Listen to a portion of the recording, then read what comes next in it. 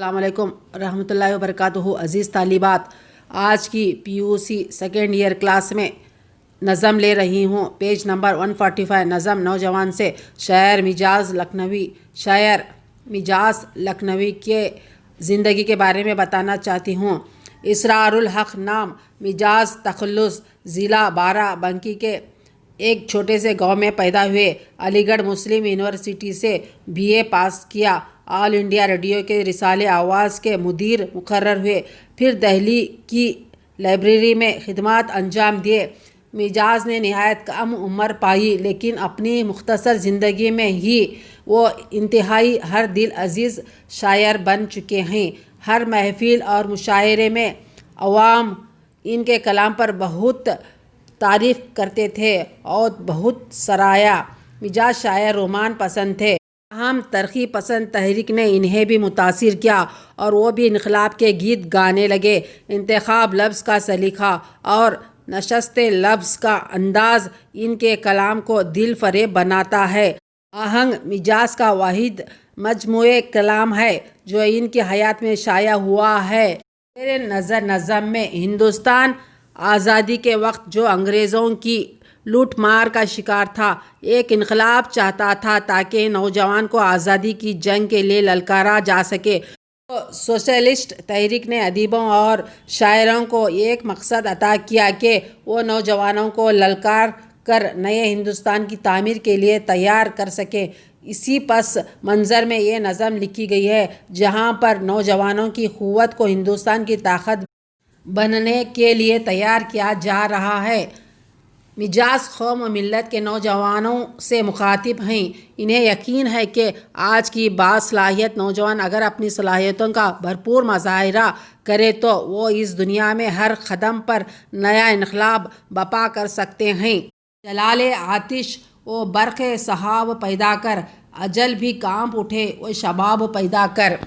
اس نظم میں مجاز نوجوانوں سے مخاطب ہو کر کہہ رہے ہیں کہ گرجنے والے بادلوں کی چمک، آگ اور بجلی اپنے اندر پیدا کریں اور نوجوان اٹھ کھڑے ہوں اور اپنے اندر ایسی جوانی پیدا کریں کہ اجل یعنی موت بھی جس کے قریب آنے سے ڈر جائے۔ شاعر نوجوانوں سے کہہ رہے ہیں کہ تمہارے اندر جوش اور جذبہ پیدا کریں تو تم آگے بڑھ سکتے ہیں۔ شاعر نوجوانوں کو گرجنے والے بادل کی طرح پرجلال یعنی عظمت، طاقت، شباب پیدا کرنے کے لیے کہہ رہے ہیں۔ تیرے خرام میں ہے زلزلوں کا راز نہاں، ہر ایک گام پر ایک انقلاب پیدا کر۔ شاعر کہتے ہیں کہ نوجوان کے چلن میں زلزلوں کی جیسی آواز ہو جو زمین کو کپا دے، اور ان کی چلن سے ہر راستے پر انقلاب پیدا ہو جائے۔ اگر نوجوان حوصلے سے آگے بڑھے تو ان کے قدم سے ہر راستے پر انقلاب پیدا ہو جائے گا اور ہم ہمت سے مقابلہ کر سکیں گے اور مقصد میں کامیاب ہوں گے۔ نوجوان کے خرام یعنی چلن میں زلزلوں کا راز نہاں ہے۔ تیرے قدم پہ نظر آئے محفل انجم، وہ بانگپن وہ چھوتا شباب پیدا کر۔ شاعر کہتے ہیں کہ جہاں جہاں نوجوانوں کے قدم پڑیں وہاں اتنے نوجوان جمع ہو جائیں گے کہ ان کے چلن پر فدا ہونے والوں کی بھیڑ لگ جائے گی۔ ویسا شباب اور بانگپن یعنی نیا انداز اپنے اندر نوجوان پیدا کرے۔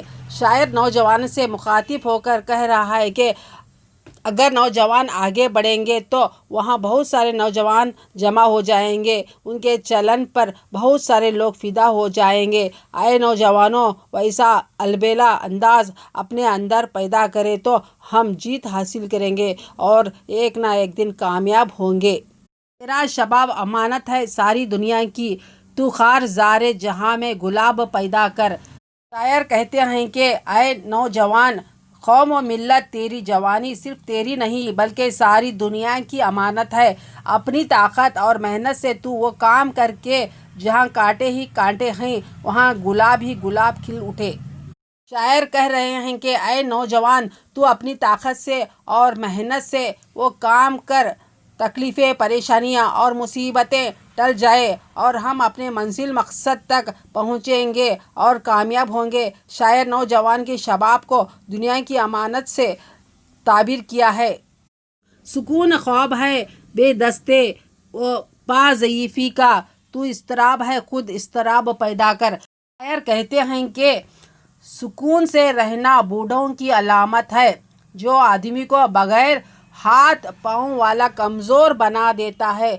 जबकि आए नौजवान, तेरे अंदर बिजली की सी हिम्मत है, तू खुद इस्तराब यानी बेकरारी है, यानी तेरे अंदर आगे बढ़ने का जज्बा है, तू दूसरों में भी वही हिम्मत क़ुव्वत और ताकत पैदा कर दे।